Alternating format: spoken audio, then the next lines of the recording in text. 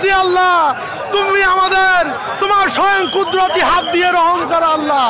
আল্লাহ এই বিডিআর যেন চাকরি নিয়ে বাড়ি যেতে পারে আল্লাহ। আমার স্বজনেরা সবাই অপেক্ষা করছে আল্লাহ। বাড়ি গেলে সবাই জিজ্ঞাসা করে আলী আকবর তোর কবে চাকরি হবে? এ আল্লাহ তুমি রহম করো আল্লাহ। আল্লাহ আমার যে সমস্ত বিডিআর ভাইরা জেলখানায় আছে তাদেরকে তুমি মুক্ত করে তাদের স্ত্রী বাল বাচ্চার এবং তাদের মা বাবার কাছে ফিরিয়ে দাও আল্লাহ। এই ফরিয়াদে আর্জি রেখে আমি তোমার কাছে ইতি করছি আল্লাহ। একনল হ্যান্ড ওয়াশ 100% প্যারাবেন ফ্রি, তাই নিরাপদ হাতের জন্য আস্থা রাখুন একনলে। প্রিয় দেশবাসী, আপনারা জানেন সেই সময় এই শেখ হাসিনা সরকার, এই ফ্যাসিস্ট শেখ হাসিনা সরকার দীর্ঘদিন তার অবৈধভাবে ক্ষমতায় থাকার জন্য এই পিলখানার নারকীয় হত্যাযজ্ঞ ঘটিয়েছিল। আমরা সেই সময় বাইরের ইউনিটে ছিলাম। আমাদের ইউনিট ছিল 14 রাইফেল ব্যাটালিয়ন শ্রীমঙ্গল। সেখানেও এই ফ্যাসিস্ট শেখ হাসিনা সরকার তার ইন্ধনে সেনাবাহিনী আসছে বলে বিবৃতি ছড়ায়ে আমাদের বিডিআরদের ভিতরে একটা গুজব রটনা করে এবং শুধু শ্রীমঙ্গলে নয়, আদারওয়াইজ সমস্ত ব্যাটালিয়নে এইভাবে গুজব রটিয়ে তারা হচ্ছে বিডিআর এবং সেনাবাহিনীর মুখোমুখি দাঁড় করে দেয়। সেই সময় আমাদের সিও স্যার ছিল মেজর ফিদানুর স্যারকে আমরা যথেষ্ট সম্মান করতাম। তিনিও খুব ভালো লোক ছিল। তিনি যদি আমাদের বিডিআরের পোশাক পরে থাকবে, যদি সেনাবাহিনীর আত্মা তার ভিতরে না থাকবে, তাহলে কেন সেই সময় আমাদেরকে ফেলিয়ে ওই সময় রাত 2টার সময় ওই দিন 26 তারিখ সে আমাদেরকে ফেলে ওখানে চাঁদের যে মানে টি রেস্টুরেন্ট থাকে সেইখানে সে লোক চলে যায়। আমাদের যদি অভিভাবক হয়ে থাকে সেনাবাহিনীর অফিসাররা, তাহলে কেন আমাদেরকে ফেলে এই বিডিআরদের এই কলঙ্ক রটিয়ে চলে গেল?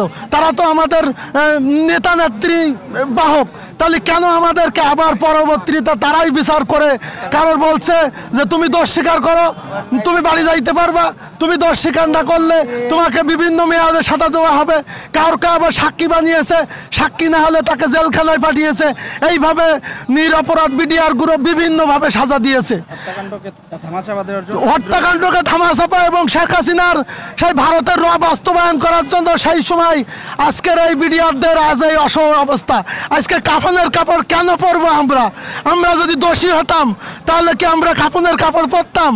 আমরা তো নির্দোষ এবং বিডিআর সবাই নির্দোষ। আমরা তো বলছি যারা দোষী তাদেরকে সাজা দেওয়া হোক, যারা নির্দোষ তাদেরকে চাকরি পুনর্বহাল করা হোক এবং জেলখানায় যারা বিস্ফোরক আইনে বন্দী আছে, যারা খালাসপ্রাপ্ত আছে তাদেরকে মুক্তি দেওয়া হোক। এই আমাদের দাবি এবং এই দাবির সাথে 18 কোটি মানুষ আছে। আপনারা মিডিয়া, আমি একটু জানতে চাই আর কি, পিলখানায় হত্যাকাণ্ড কারা ঘটিয়েছে? পিলখানার হত্যাকাণ্ড আমি তো বলছি ইতিপূর্বে যে অবৈধভাবে দীর্ঘদিন ক্ষমতায় থাকার জন্য এই নারকীয় হত্যাকাণ্ড ঘটেছে। আমাদের বিডিআর সদস্যরাই কি গুলি ছুঁড়েছিল নাকি অন্য কেউ, অন্য কোনো বাহিনীর লোক? আমরা তো ওই সময় পিলখানায় ছিলাম না, আমরা আদারওয়াইজ ইউনিটে ছিলাম। পিলখানার ভিতরে যারা ছিল তাদের ভিতরেও একটি ভিডিও ফুটেজ দেখেছিলাম, লেফটেন্যান্ট কর্নেল বেজল ছিল। আজকে সেই সব ভিডিও ফুটেজগুলা এই সরকার, ফ্যাসিস্ট সরকার, এই যে আপনারা করা হলো কেন? লেফটেন্যান্ট কর্নেল শামস যে 5 নম্বর গেট দিয়ে যে সমস্ত বিডিআর গাড়ি বহরে ঢুকছিল তাদের যে পোশাক ছিল এই পোশাক বিডিআরের পোশাক ছিল না। তাহলে কারা ছিল? এবং যে সমস্ত বিডিআর ওর ভিতরে ঢুকছিল তারা বলছিল এই সমস্ত বিডিআররা কারা ছিল? আমাদের সাথে তো সুসম্পর্ক ছিল সেনাবাহিনী অফিসারদের সাথে। তাহলে কেন এই হত্যাকাণ্ড ঘটলো? আপনারা জানেন তার শুধু বাপের বিচার করার জন্য আজকে এই বাংলাদেশে অস্থিতিশীল পরিস্থিতি সৃষ্টি করতে চাচ্ছে। আমরা তো আবু সাইদ মুগ্ধর এই বাংলাদেশে আমরা তো বিশৃঙ্খলা চাচ্ছি না, আমরাও চাচ্ছি একটা সুষ্ঠুভাবে আমাদের অধিকারকে ফিরিয়ে দেওয়া হোক। পুলিশের যে সমস্ত লোকজন ভাইরা বাড়ির চাকরিচ্যুত হয়েছিল তারা এখন 1345 জন পুলিশ তারা চাকরি পাচ্ছে। সচিবালয়ের থেকে যারা বাধ্যতামূলক বাড়ি গিয়েছিল এবং যাদেরকে অপসারে পাঠানো হয়েছিল তারা 7,076 জন, 776 জন, দুঃখিত 776 জন সচিবালয়ে ডেকে তাদেরকে পদোন্নতি দিয়েছে। আর আমরা কি বানের জলে ভেসে এসেছি? আমাদের কি অধিকার বলতে কিছু নেই?